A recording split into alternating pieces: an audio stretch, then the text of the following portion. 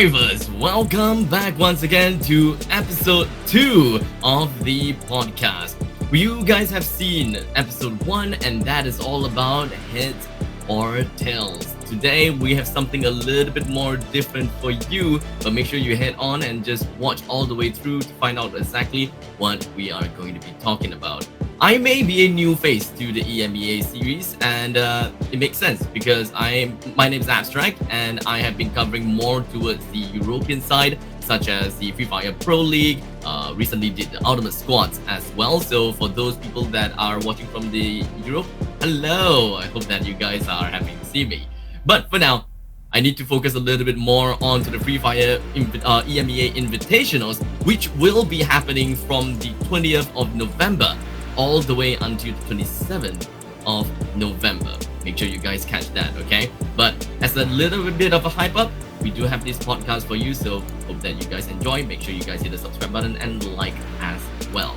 I would not be here alone though, because I would like to invite my new friend over here, and that is going to be the one and only Makaveli. Hi survivors, thank you very much Abstract for the wonderful introduction for the second time. This is Makaveli from the MENA region. Today we are going to have that second episode with the grenade now or later. Oh, there's going to be hype. Abstract. Indeed. Thank you for pointing that out. Now, grenade now or later. That is going to be the topic for today. And pretty much the title says it all, right? What exactly are we going to be talking about? Because the grenade strategy, or I would say the pocket grenade strategy, you may think of it any other way, grenade in the pocket, or you will only take out a grenade at a certain time, that's why it's the pocket. You know, we've been seeing that a lot nowadays. But a little bit of a recap and a little bit of a history whereby this strategy, people whipping up grenades, became a lot more famous ever since the Free Fire World Series 2021 Singapore. And because of this is such a destruction over to the Free Fire meta. And I would like to talk a little bit more about that when it comes to the Pro League, when it comes to all sorts of professional league from all across the region. So, Makaveli, yeah, how do you see this happening? And what's going on in MENA? Do you see more of that grenade strategy a lot in there as well? So to be honest, Abstract, the tactics are very various, as we know. So and sometimes, you really need to think twice before wasting it. And this is always what I see between the MENA teams. Generally on, TEMA, MENA, which is region. So it as like, let's say, for example, I'm going to give you like an example about what is happening in MENA. So let's say that the bomb, which is the grenade, which is, I call it in our, Arab style, which is the bomba. Of course, all the viewers are going to know this, this word, which is the bomba. When they hear the bomba, which is, it means there is going to be something which is epic is going to happen, which is the KO. So from the team who have it, is going definitely to have a KO to the other team. So on the other hand, Abstract, so the most tactic that we see in MENA is they always have a lot of it, and they keep it to the end. They keep it with them until the end, until the match end, until the 15 minutes of fight after fight. So when they are very squeezed, the team, for example, at a certain point, they just throw it all together to get the booyah faster than ever. This is the tactic which is I always see between the MENA teams. Right. Okay. So is it right for me to say that when it comes to the MENA teams, is more of the fact that in almost every situation, in every scenario, people will be lobbing grenade, no matter how it is. Yeah. Is that right?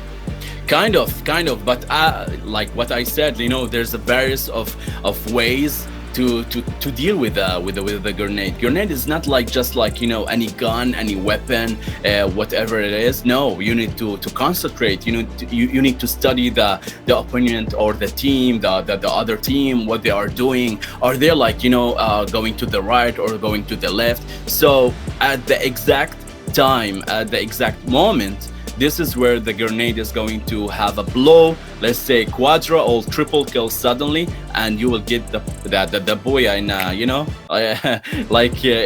before the enemy blink, as we always say. I see. Okay, great insight from the MENA side. As for my side, for the European side, I think that when it comes to grenade strategy, we see that a little bit, right? We definitely saw that a little bit. I would say that it is not a very big idea within the European scene. It's more of the fact that there will be people keeping grenades. Maybe about 3 or 4 per person, somewhere around there. We won't be keeping up to 6 or 7 because of inventory space and whatnot, but more or less 3 or 4. The main idea of the grenade, at least from what I know, is that the grenades are used in certain conditions. Number one, breaching into houses. And when it comes to breaching into the houses, we don't necessarily look for a knockout, right? We are using the grenades more of a functional tool to relocate the opponent, right? Yeah. So it's a little bit more big-brained to a certain extent, right? You throw the grenade not to kill people, but to clear an area so that when you head on to the second floor, you don't have to clear the area anymore. You can immediately turn right and not care about your left anymore. That kind of stuff.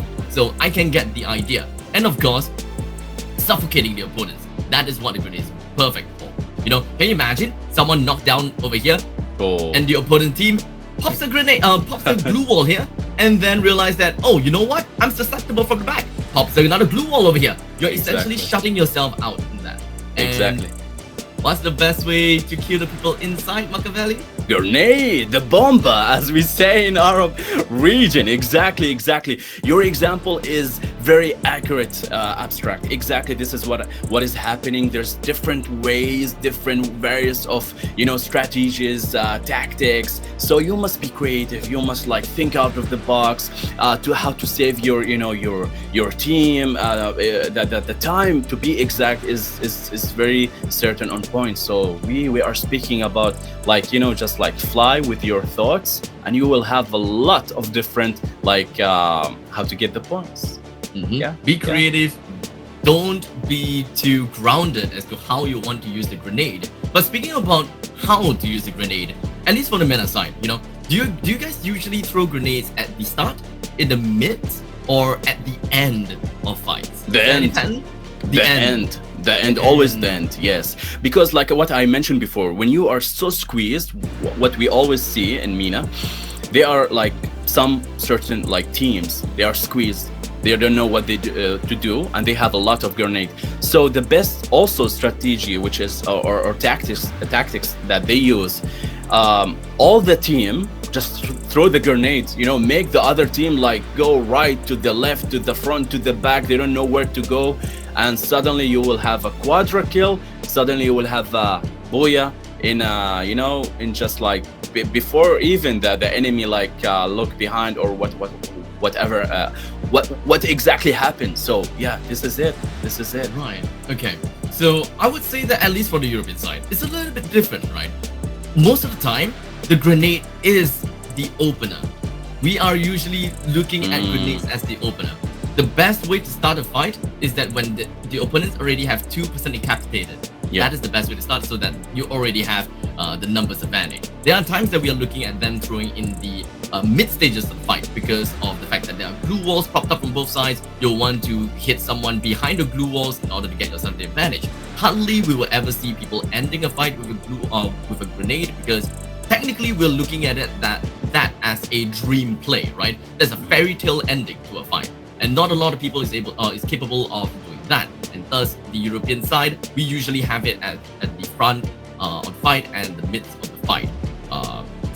I'm pretty sure that we both have spoke good logic and ideas about the grenades. But unfortunately, we are both casters, and we are looking at it in a bird's eye view. We don't really get the idea of how does it feel to be in the battlefield itself.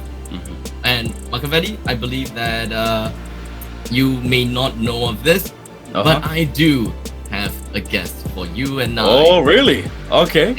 Because I'm going to be inviting one of the players coming in from the EMEA side. He's the one and only player, and you are gonna be excited as I shout his name out. Who is he? Who is he? Is Shadio from Team Shift.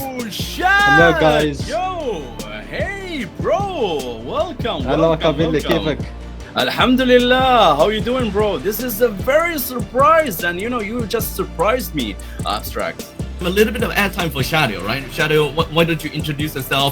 What kind of role do you play within Shift? أنا شاديو قائد سكواد شيفت، يعني بلعب تكتيك، بحرك يعني الفريق وأخليه يروح على الزون، وبخلي السكواد يعني متكامل ومتجانس في اللعب. وانا بالله اعطي يعني الاوامر للاعضاء الفريق انهم يعني يبوشوا او يدافعوا او يهجموا، يعني هيك. Thank you so much, Shadio. I am very much looking forward to see his team performance and most importantly his performance in the Free Fire EMEA Invitational. But we have got quite some topic that we'd like to talk with Shadio about.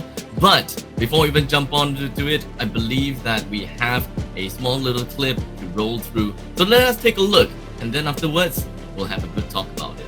ناروتو ون بيس يسوي حاجات مش طبيعية، فزال بابلو في الجيروسا يطيح بالاول، ويا ترى البومبات من قبل ناكازاكي تطيح بحد ولا لا. بابلو بالجهة اليمنى محاصر على اللاعب امير، هيد شوت جميل، حمراء خطيرة، فيش نو داون، فيش نو داون، امير داون، يا سلام ويا سلام ويا سلام، الايزومي بدأ بابلو رائع جدا، يعني متوازيين تقريبا اللاعبين والفرق. خلينا نشوف ونتابع مين ممكن يكون المركز الاول، مين راح يوصل على اليدوية. يا فيزا فيز ذهب بعيدا وراح النقابة الشفت والناكازاكي سبوت. نعم شنو هذا يا سفيان؟ تقاوس فليتة تقاوس حوالينا الناكازاكي والشيف اللي قدامها في حيرة. خلص واحد من الناصر وقول له باي باي، ضربتي كبيرة. يلا يا رجل يا الله وليا كلها يعيط يا خويا. My oh my, wins after wins after wins. Now that is booyah coming in for Team Shift for many times. And I guess this is just two out of the many, but this clip is a very important clip because I would like to talk a little bit more about the fact that when they won the game, Shadio, when you guys won the game, you guys have got quite an amount of grenades in your utility belt. And I believe that there were around 7 grenades on one of your members, one of your team members' side. On another clip, there was about 3 grenades, but none of them were utilized. You guys have went throughout for gunfights, just shooting the opponents all over again. There is no cooking of the grenade or anything. What's going on? Why are you guys not using grenades? Do you guys just don't believe in grenades in the final circles? لا، احنا الجرينيدز يعني نعتبرها شيء اساسي في الفريق. احنا عندنا لاعبين تقريبا في الفريق اللي يلعبوا بالجرينيدز، وفي اللقطة هذه يعني لما كان بابلو عنده 7 جرينيدز ما استعملهمش لانه بقينا مخلين البريشن على السكوادات الاخرى، وما عندنا الوقت انه نستعمل الجرينيشن. ما جت الفرصه عشان نستعمل جرينيدز، يعني استعمال الجرينيدز حسب السيتويشن، depends on situation of fight، يعني تبع الفايت. يعني ما كان عندنا سيتويشن عشان نستعمل جرينيدز، لهيك كان ما عندنا كثير جرينيدز. Right. Okay, understand now. But since we're on the topic of long-range weapons, right? When it comes to snipers, dual-wielding snipers, we definitely saw that a lot. Is there any preference from your team? Do you guys prefer to go on someone with a full sniper loadout and then someone with grenade loadouts? What's going on with that? احنا عموما يعني في سكوادنا في 2 لاعبين يلعبون بجرينيدز، ولاعب يلعب يعني بسنايبرز، ولاعب يكون يعني شوت كولر زي هو انا، يعني يمشي الفريق. يعني تقريبا هذه استراتيجيه تبعنا يعني في الفايتات وفي التكتيك تبع فريق شيفت. Perfect. Now that does give us quite an insight as to understanding the fact that they all have a advantage of its own, right? There's no point in sticking true to only grenades or sticking true to only snipers. And at least for Shift, it does make sense for them to do that. Someone on the grenades, someone onto shot calling, someone onto sniping, so that at least they can work throughout the board. If one doesn't work, they can always go for the other thing, right? And I guess terrains are also gonna be a pretty good point to talk about, right? Uphill, downhill. If you are at the bottom or at the top, what's the best situation to use when it comes to grenades, right? Do you use grenades more at the top of the hill, or do you use grenades more at the bottom of the hill?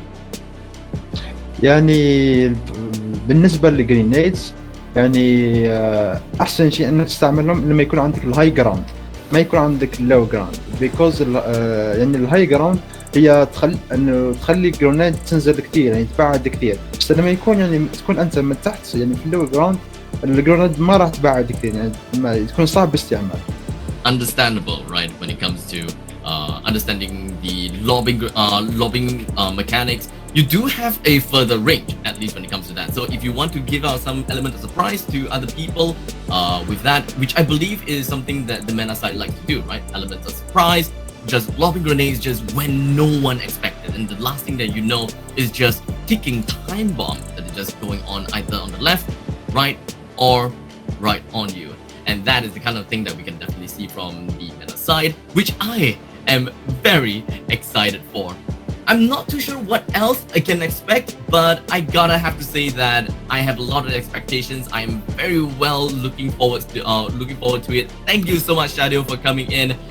Do you have any last words for your for the viewers out there, people who are supporting you? Please take the stage. أنا نقول لكم يعني شجعونا، ما راح نخيبكم يعني في الفاينل، وراح نفوز بإذن الله بالبطولة القارات هذه. Thank you so much, Shadio. You guys are pretty much the EMEA team that I know of right now, so I will be rooting for you guys no matter what, right? So in the very event that you guys hear a little bit of too much excitement when they win, yeah, don't be too surprised, yeah. Now, this is the end of the second video podcast for the Free Fire Invitationals.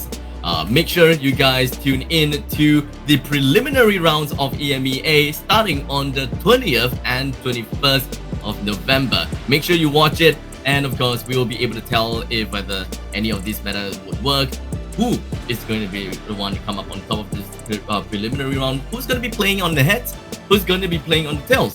Is it going to be grenades now, or is it going to be grenades later? I gotta have to thank Makaveli so much for joining in with me here onto the panel. Thank you. Shadio as well, who have just moved off. Make sure you guys stay tuned for more. Click on the bell if you want more videos, because we still have one more episode for you guys. It's more of like a final warm-up for everyone else out there as a viewer or as a player. That's the final one that you guys want to look out for. With that said and done, my name is Abstract, and with me here is Makaveli. Thank you. We shall see you soon, Survivors.